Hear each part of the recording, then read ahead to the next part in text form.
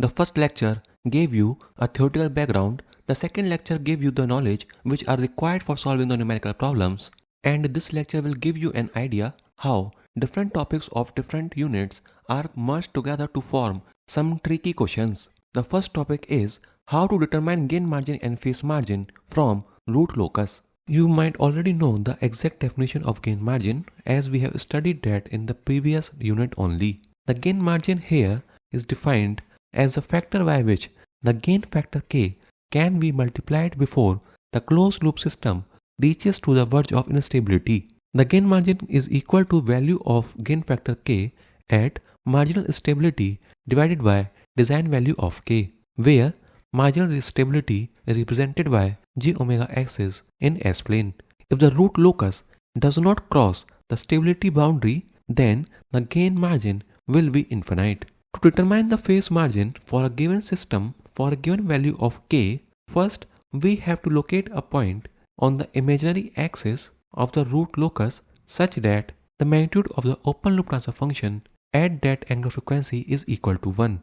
In other words, we indirectly find the gain crossover frequency. After that, to find the phase margin, we have to simply find the angle of open loop transfer function at gain crossover frequency and add it with 180 degree.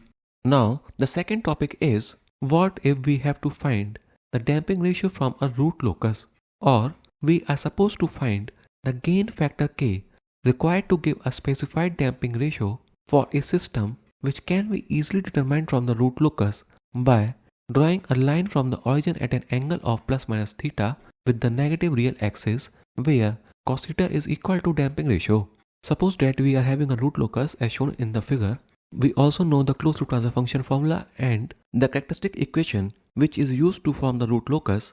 We know the characteristic equation consists of two variables. One is Laplace variable s and the other is gain parameter k.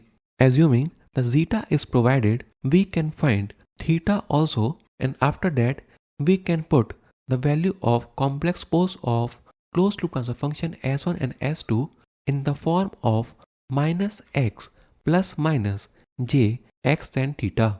X is a random variable, y is also a random variable, but we can represent y in terms of theta and x. Theta is provided, so basically this expression of complex poles is having only one variable which is x. Otherwise, we are either provided with the value of theta or the value of zeta from which we can easily find the value of theta itself. After that, the first step should be to put the value of s1 in the angle condition of root locus to find the value of variable x. After substituting the value of x in s1, we can put the value of s1 in the magnitude condition of root locus to find the value of gain variable k. This is not the only way how questions can be framed by merging the topics of the second unit, which is time domain analysis, and this unit, which is root locus. It is very obvious that root locus is a graphical analysis method, and in the second unit of time domain analysis, we have taken a slight idea of graphical analysis of the poles of standard second order control systems.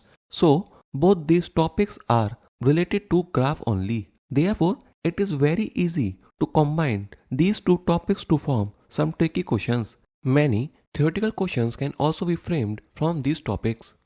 Another very small topic is what is the effect of adding poles and zeros in the open loop transfer function. The root locus of three different systems are shown on the screen. In the first system there is only one pole, in the second system there are two poles, and in the third system we are having three poles. You can see clearly in the first diagram the complete root locus lies left hand side of the imaginary axis, which means there is no such value of k which will make the system unstable. As we already know, we actually want the poles to lie on the left hand side of the S-plane. Otherwise, if they lie on the right hand side of the imaginary axis, then those poles are considered to be unstable.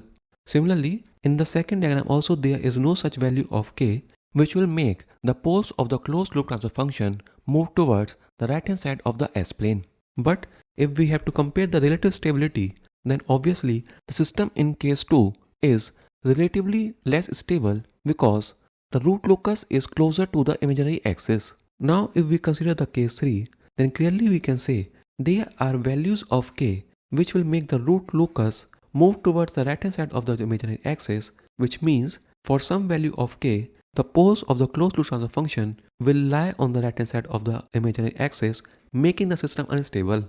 From these three cases, one observation can easily be drawn, which is the addition of poles to the open loop transfer function has the effect of shifting the root locus to the right side in the S-plane, which lower the system relative stability and slowing down the settling of responses. Similarly, we can also say the addition of zeros to the open loop transfer function has the effect of shifting the root locus to the left side in the S-plane, which increases the system's relative stability and speed up the settling up of the responses.